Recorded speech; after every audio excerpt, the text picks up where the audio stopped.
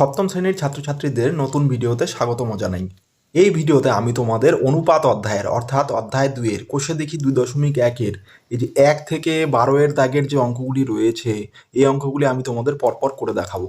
কোষে দেখি 1.5-এর সমস্ত অঙ্কগুলির সমাধানের লিঙ্ক ডেসক্রিপশন বক্সে দেওয়া আছে, তোমরা চাইলে সেখান থেকে গিয়ে দেখে নিতে পারো। আচ্ছা, চলো তাহলে এই ভিডিওটা শুরু করা যাক। কোষে দেখি 2.1-এর অঙ্কগুলো করার আগে আমাদের অনুপাত কী জিনিস সেটা জানতে হবে। ধরো এই যে তোমাদের গণিত প্রবাহ বইটা রয়েছে, এটার দৈর্ঘ্য ধরে নিচ্ছি 30 সেন্টিমিটার আর প্রস্থ ধরে নিচ্ছি 15 সেন্টিমিটার। তাহলে বইয়ের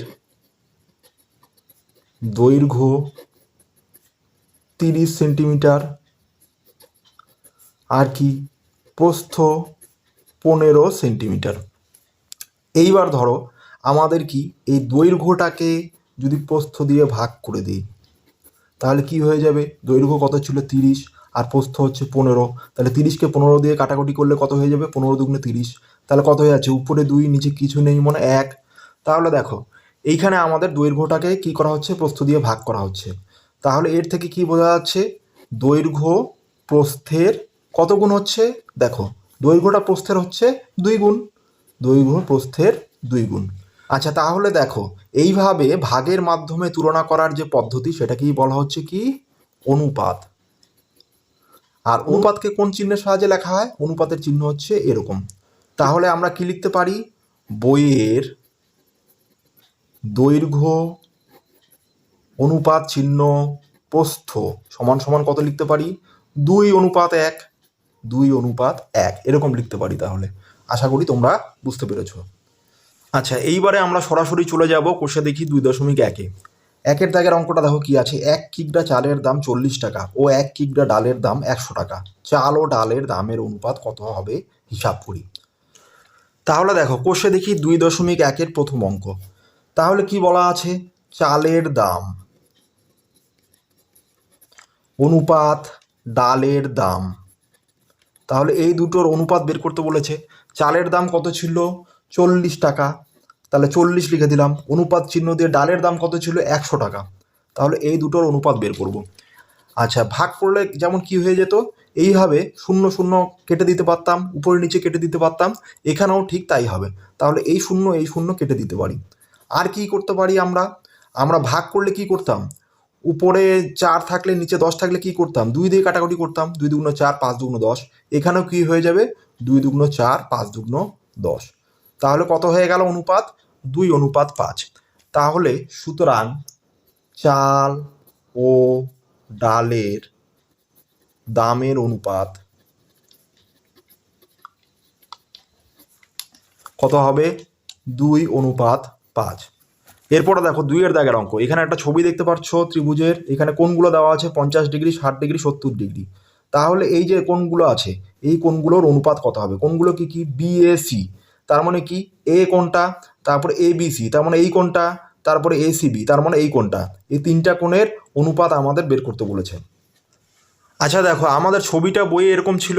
তাহলে দেখো আমাদের কোণগুলোর অনুপাত কি হবে? কোণ বিএসি অনুপাত কোণ এবিসি অনুপাত কোণ এসিবি সমান সমান কি হবে? কোণ বিএসি, বিএসি তার মানে এই কোণটা কত ছিল? 60 ডিগ্রি। বিএসির জায়গায় 60 ডিগ্রি লিখলাম, অনুপাত চিহ্ন। এবিসি, এবিসি কোণটা? এবিসি তার মানে 50 ডিগ্রি, তাহলে 50 ডিগ্রি লিখবো। আর শেষে কি আছে? এসিবি, এসিবি তাহলে এটা কত? 70 ডিগ্রি। তাহলে দেখো আমাদের আমাদের এই শূন্যগুলো কিন্তু কেটে যায়, সবগুলো শূন্য এইভাবে কেটে যায়, 0 0 0। তাহলে কত হয়ে গেল? 6:5:7। তাহলে এটাই হয়ে গেল উত্তর। এরপরে দেখো 3-এর দাগের অঙ্ক। একটি পেন্সিলের দাম 3 টাকা ও একটি লজেন্সের দাম 50 পয়সা। একটি পেন্সিল ও একটি লজেন্সের দামের অনুপাত হিসাব করে লিখি। তাহলে একটা দেখো পেন্সিলের দামটা কিসে আছে? টাকায় আছে।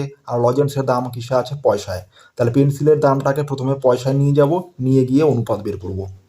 প্রথমে লিখব পেন্সিলের দাম সমান সমান কত ছিল? 3 টাকা। টাকা থেকে পয়সায় নিয়ে যেতে গেলে কত দিয়ে গুণ করতে হয়? 100 দিয়ে গুণ করতে হয়, কারণ আমরা জানি কি 100 পয়সায় 1 টাকা হয়। তাহলে এখানে কত হয়ে যাবে? 300 পয়সা পেন্সিলের দাম। আর কি ছিল আমাদের? লজেন্সের দাম। লজেন্সের দাম কত ছিল? 50 পয়সা। এইবার কি? সুতরাং একটি পেন্সিলের দাম অনুপাত একটি লজেন্সের দাম। তাহলে এই দামের অনুপাত বের করতে হবে। একটি পেন্সিলের দাম আমরা কত পেয়েছি? 300 পয়সা। আর লজেন্সের দাম কত? 50 পয়সা। তাহলে এটাকে পয়সায় কেন নিয়ে গেলাম? কারণ আমাদের লজেন্সটা কি ছিল? পয়সায় ছিল। এককটা আমাদের একই আনতে হবে তাই। এইবার দেখো আমাদের এই শূন্য কেটে গেল। তাহলে কত থাকলো? 30 অনুপাত 5। এইবার 5 আর 30কে আমরা যদি ভাগ করতাম তাহলে কি করতাম? 5 আর 30কে আমরা 5 দিয়ে কেটে দিতাম, তাহলে উপরে কত হয়ে যেত? 6 হয়ে যেত, আর নিচে 1, 5 × 5। তাহলে এইখানেও তাই, 5 দিয়ে কেটে দেবো, 5 × 5, 5 × 6 30। তাহলে কত হয়ে যাচ্ছে? 6 অনুপাত 1। তাহলে এটাই হয়ে যাবে উত্তর। আচ্ছা, 4 দাগের অঙ্ক দেখো। একটি আধুলি একটি 1 টাকা ও একটি 2 টাকার মুদ্রার মূল্যের অনুপাত লিখি। আচ্ছা, একটি আধুলি বলতে বোঝায় 50 পয়সা। তাহলে আধুলি যদি 50 পয়সা হয়, তাহলে বাকিগুলোকেও আমাদের কি করতে হবে? পয়সায় নিয়ে যেতে হবে, তারপরে আমাদের অনুপাত বের করতে হবে। 4 দাগের অঙ্ক। একটি আধুলি সমান সমান 50 পয়সা। তাহলে সবগুলোকেই পয়সা নিয়ে যাবো। আরেকটা কি ছিল? 1 টাকা। 1 টাকা সমান সমান কত হবে? 100 পয়সা। আর কত আছে? 2 টাকা। 2 টাকা। তাহলে কত হবে? 2 টাকাকে পয়সায় নিয়ে গেলে 100 দিয়ে গুণ করতে হবে 2কে, তাহলে 200 পয়সা। তাহলে কি করব? অনুপাত বের করব। তাহলে সুতরাং একটি আধুলি অনুপাত 1 টাকা অনুপাত 2 টাকা। তাহলে এদের অনুপাত কি হবে? 50 প্রথমে ছিল, তারপরে 100, তারপরে দেখো 200। তাহলে এইভাবে পরপর লিখে যাচ্ছি। তাহলে এইবার আমাদের শূন্যগুলো কেটে দিচ্ছি, শেষের শূন্যটা।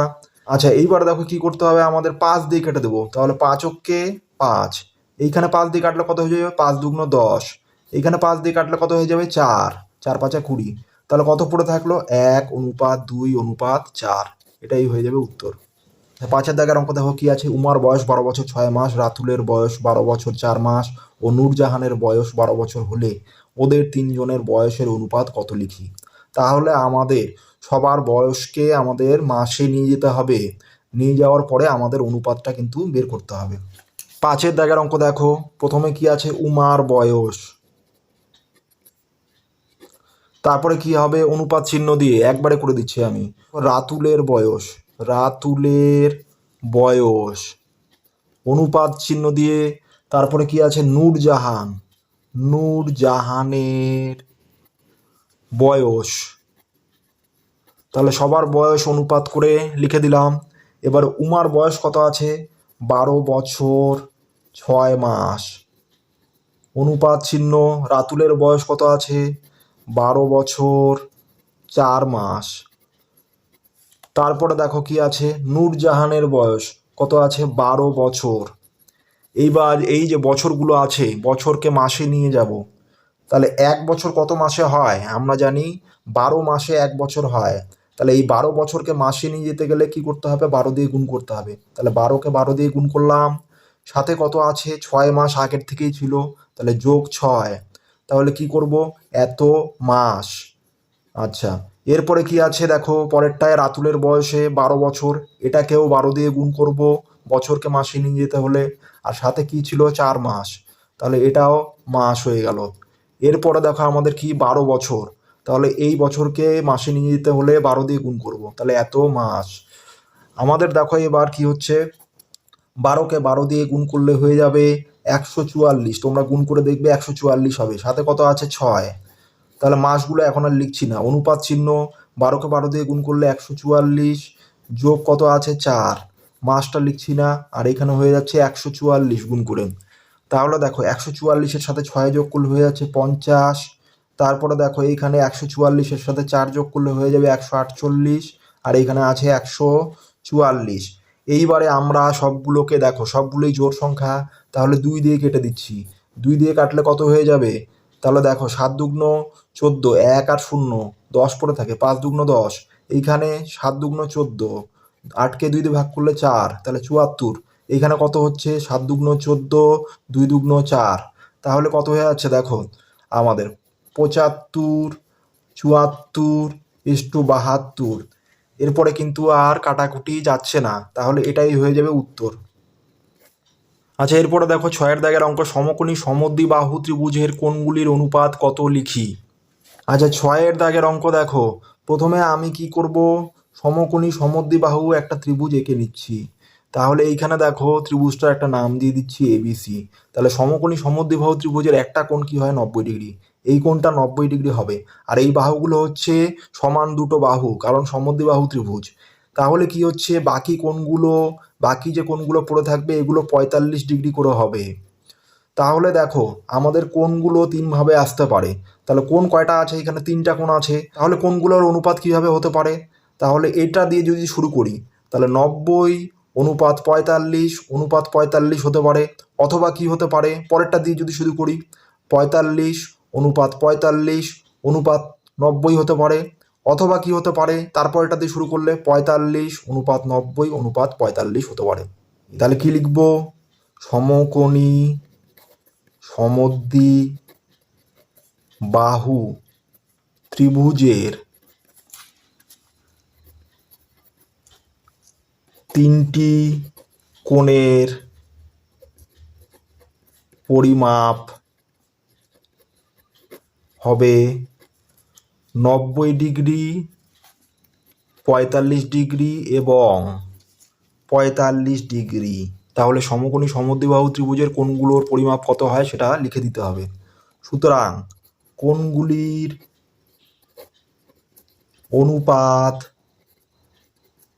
হবে, তাহলে কোত্থেকে শুরু করব, প্রথমে বললাম প্রথমে বি কোণটা থেকে শুরু করছি। তাহলে 90 45 45, তাহলে কি লিখব, 90 অনুপাত 45 অনুপাত 45।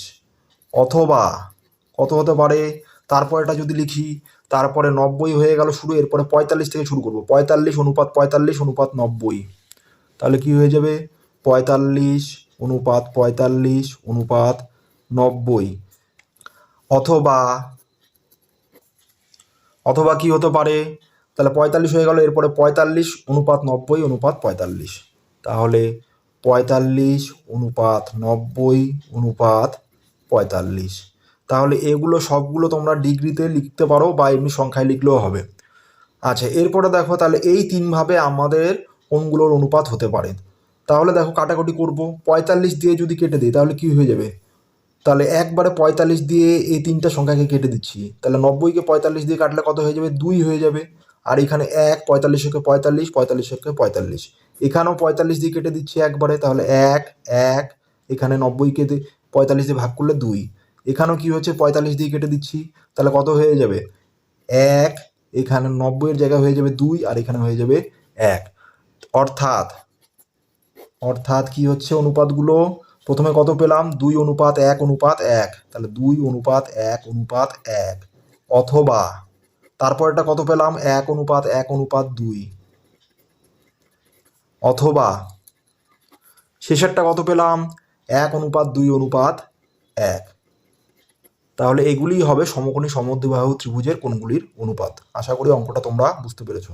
আচ্ছা, এরপরে দেখো 7 দাগের অঙ্ক, সমবাহু ত্রিভুজের কোণগুলির অনুপাত কত লিখি।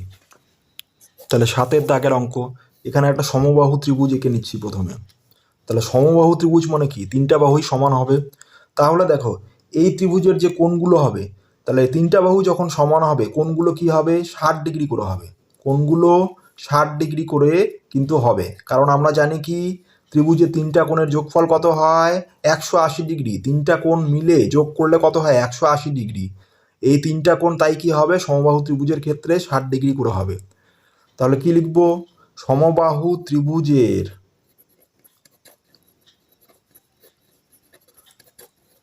তিনটি কোণই হবে 60 ডিগ্রি করে। সুতরাং কোণগুলির অনুপাত হবে। তাহলে কত হবে? তিনটা কোণই কত ছিল? 60 60 60। তাহলে কি লিখবো? 60 ডিগ্রি অনুপাত চিহ্ন দিয়ে 60 ডিগ্রি অনুপাত চিহ্ন দিয়ে 60 ডিগ্রি। তাহলে 60 দিয়ে সবগুলোকে কেটে দিচ্ছি। তাহলে কত হয়ে যাবে? 60কে 60 60কে 60 60কে 60। তাহলে কত হয়ে গেল? 1:1:1। এটাই হয়ে যাবে উত্তর। এরপরে দেখো 8 দাগের অঙ্ক কি আছে? পুলক বাবু ও মানিক বাবুর বয়সের অনুপাত 7:9। মানিক বাবুর বয়স 72 বছর হলে পুলক বাবুর বয়স হিসাব করে লিখি। তাহলে 8 দাগের অঙ্ক। তাহলে কি করব এখানে? পুলক বাবুর বয়স অনুপাত মানিক বাবুর বয়স। তাহলে এই দুটো অনুপাত কত দেওয়া আছে? 7:9। তাহলে এটাকে আমরা কিভাবে লিখতে পারি? অর্থাৎ তাহলে অনুপাতকে আমরা ভাগের মাধ্যমে লিখতে পারি। তাহলে পুলক বাবুর বয়স, নিচে কত আছে দেখো, মানিক বাবুর বয়স সমান সমান কত হচ্ছে? 7/9। মানে এটাকে আমরা ভাগ করে লিখলাম আর ডান দিকটাকেও আমরা ভাগ করে লিখলাম। এইবার দেখো, অর্থাৎ আমাদের এইবারে আমাদের কি দেওয়া আছে? মানিক বাবুর বয়স দেওয়া আছে।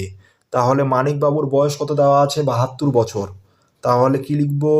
উপরে পুলক বাবুর বয়স এটা দেওয়া ছিল, নিচে কত আছে? মানিক বাবুর বয়স কত? 72 বছর। তাহলে বছরটা লিখছি না, শুধু 72 লিখছি। এদিকে কত আছে? 7/9। নিচে দেখো আমাদের কত আছে? মানিক বাবুর বয়স, আর মানিক বাবুর বয়সের অনুপাত কত ছিল? 9 ছিল এখানে।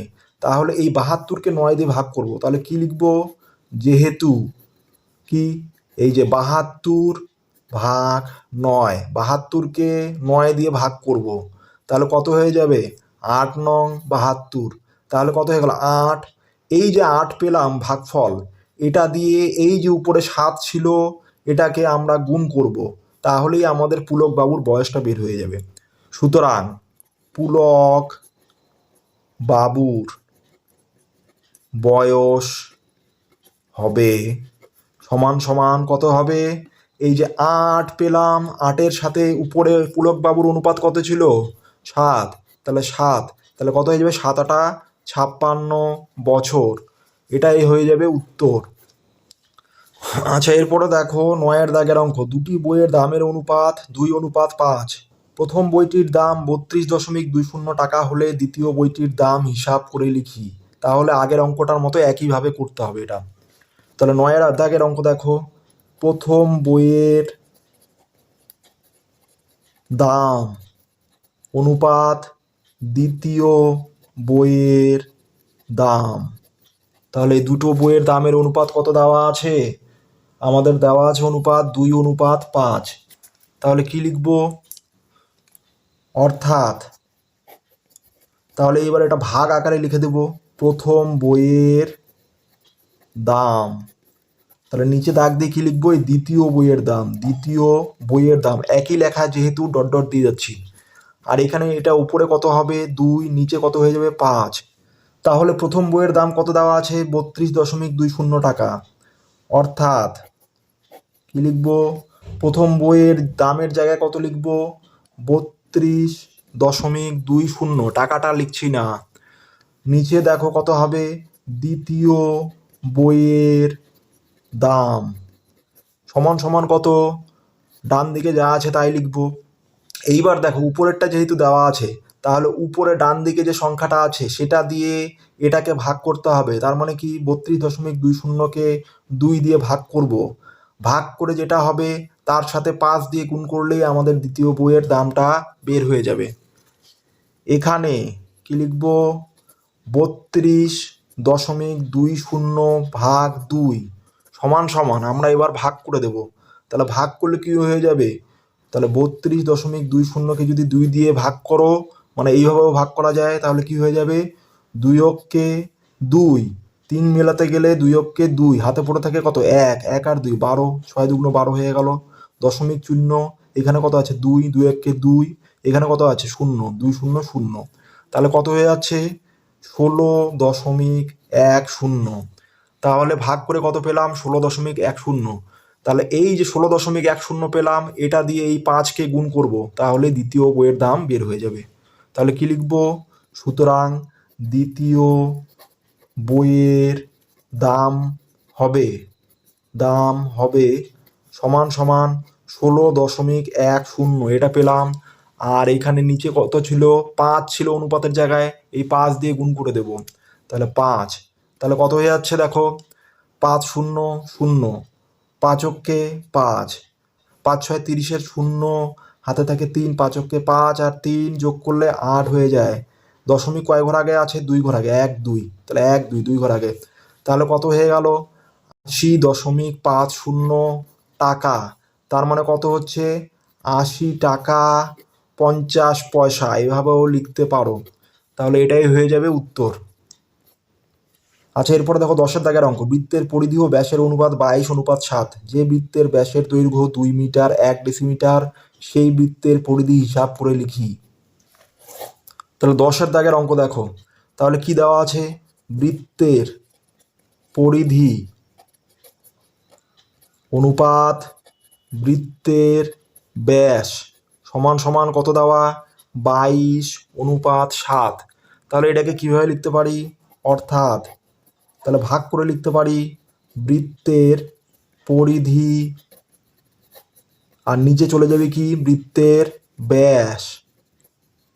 তাহলে এটা সমান সমান ডান দিকে কি হয়ে যাবে? উপরে 22 হয়ে যাবে, নিচে 7 হয়ে যাবে। তাহলে বৃত্তের ব্যাসের দৈর্ঘ্য দেওয়া আছে, তাহলে আমরা এখানে লিখে নেব একটা লাইন, যে বৃত্তের ব্যাস সমান সমান 2 মিটার 1 ডেসিমিটার। তাহলে তোমরা ক্লাস 6-এ এই জিনিসটা শিখেছো যে মিটার থেকে ডেসিমিটারে কিভাবে নিয়ে যেতে হয়। আচ্ছা, আমরা কি জানি দেখো। প্রথমে কি হয়? কিলোমিটার, তারপরে কি হয়? হেক্টোমিটার, তারপরে কি হয়? ডেকামিটার, তারপরে কি হয়? মিটার, তারপরে ডেসিমিটার, তারপরে হয় সেন্টিমিটার, তারপরে হয় মিলিমিটার। এইবার দেখো, এই যে নিচ থেকে যত উপরের দিকে যাওয়া যাবে তত এককগুলো কি হবে? বাড়তে থাকবে।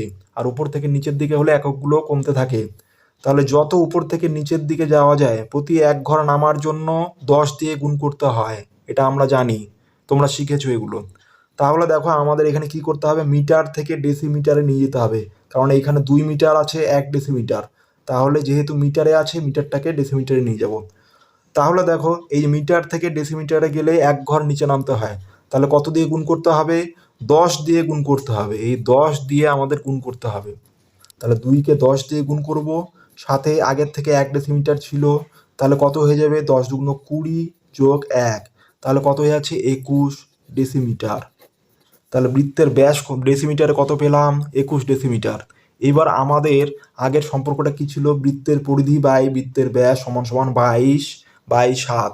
তাহলে কি লিখবো? সুতরাং বৃত্তের পরিধি, উপরে পরিধি ছিল, পরিধি লিখে দিলাম।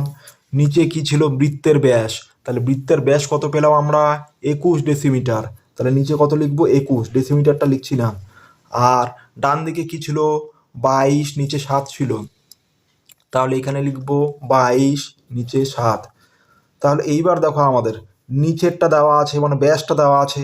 তাহলে নিচের যে অনুপাতের সংখ্যাটা ছিল সেটা দিয়ে এই ব্যাসকে ভাগ করে দিব। তাহলে 21কে 7 দিয়ে ভাগ করব। এখানে 21/7। তাহলে 21কে যদি 7 দিয়ে ভাগ করো তাহলে কত হয়ে যাবে? 3 7 21, তাহলে 3 হয়ে গেল। তাহলে এই 3 দিয়ে এবার কি হবে? এই 22কে গুণ করে দিলেই আমাদের কিন্তু বৃত্তের পরিধিটা বের হয়ে যাবে। সুতরাং বৃত্তের পরিধি সমান সমান 3 গুণ, এই যে উপরে 22 ছিল 22 দিয়ে গুণ, তাহলে কত হয়ে যাবে? 3 দুগুণ 6, 3 দুগুণ 6, 66। এটা আমরা কিসে আসলো? ডেসিমিটারে আসলো। এবার এটার থেকে আমাদের মিটারে নিয়ে যেতে হবে। তাহলে মিটারে নিয়ে যেতে গেলে আমাদের একটু আগে কি বললাম? প্রতি 1 ঘর নিচে নামার জন্য 10 দিয়ে গুণ করতে হয়।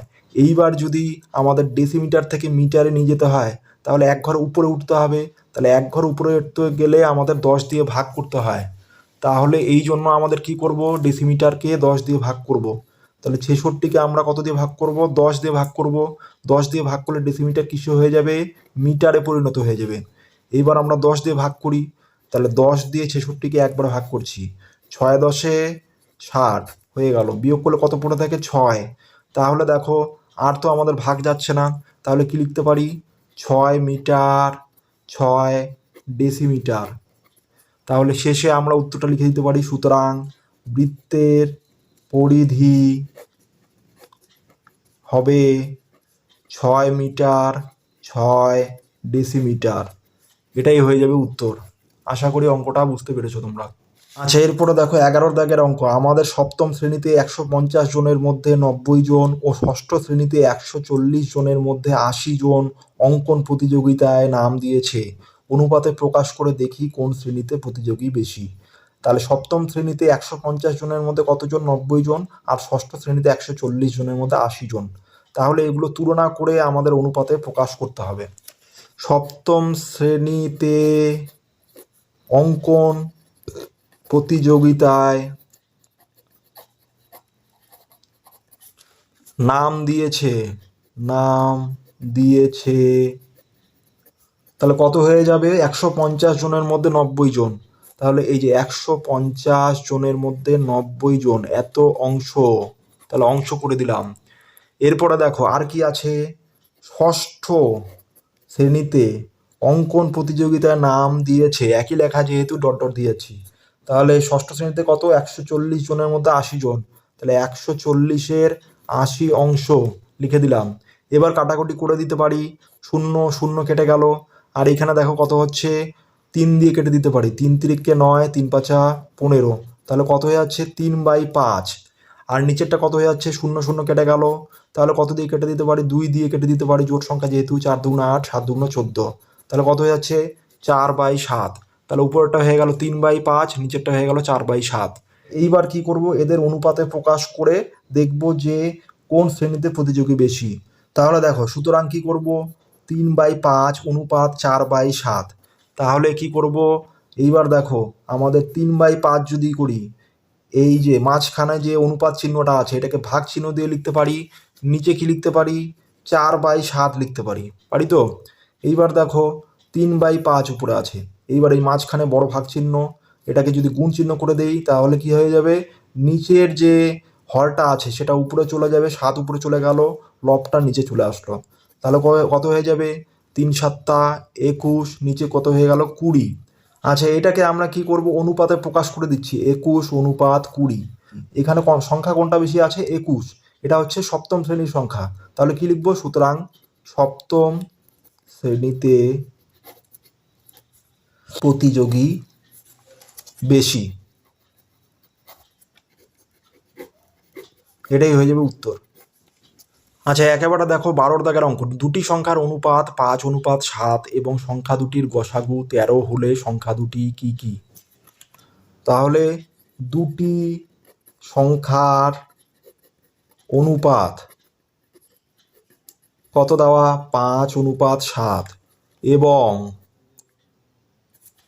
গসাগু, তাহলে গসাগু কত দেওয়া আছে? 13। তাহলে দেখো, আমরা যখন গসাগু বের করি কোনো দুটো সংখ্যার, যে সংখ্যাটা দিয়ে ওই দুটো সংখ্যাকেই ভাগ যায় সেই সংখ্যাটাই হয়ে যায় কি? গসাগু। তার মানে এই যে 5 আর 7 আছে, এইখানে কি হয়? এই যে দুটো সংখ্যা ছিল, দুটো সংখ্যাকে লঘিষ্ঠ করে আমাদের 5 আর 7 পাওয়া গেছে। তাহলে কি হবে? এই গসাগুটা কিন্তু 5-এর মধ্যেও থাকবে, 7-এর মধ্যেও কিন্তু থাকবে। এই জন্য কি হচ্ছে? আমাদের এই 5-কেও 13 দিয়ে গুণ করতে হবে, 7-কেও 13 দিয়ে গুণ করতে হবে, তাহলেই কিন্তু সংখ্যাগুলো পাওয়া যাবে। তাহলে দেখো, সুতরাং 5:7 সমান সমান কি হচ্ছে? 5 গুণ 13। 5-কেও 13 দিয়ে গুণ করছি, 7-কেও 13 দিয়ে গুণ করছি। কেন করলাম? কারণ গসাগু কি হচ্ছে? দুটো সংখ্যার মধ্যেই থাকছে, এই জন্য 5-কেও 13 দিয়ে গুণ করছি, 7-কেও 13 দিয়ে গুণ করছি। তাহলে 5-কে 13 দিয়ে গুণ করলে কত হয়ে যাবে? 3 5 15, 5 হাতে থাকে 1, 5-কে 5 আর 1-এ 6। আর 7-কে 13 দিয়ে গুণ করলে 3 7 21-এর 1 হাতে থাকলো 2, 7-কে 7 আর 2 9। তাহলে কত হয়ে যাচ্ছে? 65:91। তাহলে আমরা এর থেকে বলতে পারি কি? একটা সংখ্যা 65 হবে আর একটা সংখ্যা হবে 91। তাহলে উত্তরে কি লিখে দেবো? সুতরাং সংখ্যা দুটি হবে 65 এবং 91। এটাই হয়ে যাবে উত্তর। তাহলে ছাত্রছাত্রীরা এই ভিডিওতে যে আমি তোমাদের কষে দেখি 2.1-এর 1 থেকে 12 দাগের অঙ্কগুলি পরপর করে দেখালাম। আশা করি অঙ্কগুলো তোমরা সহজেই বুঝতে পেরেছো। এই ভিডিওটা তাহলে এই পর্যন্তই। দেখা হচ্ছে পরের ভিডিওতে। সবাই ভালো থেকো, সুস্থ থেকো, টাটা।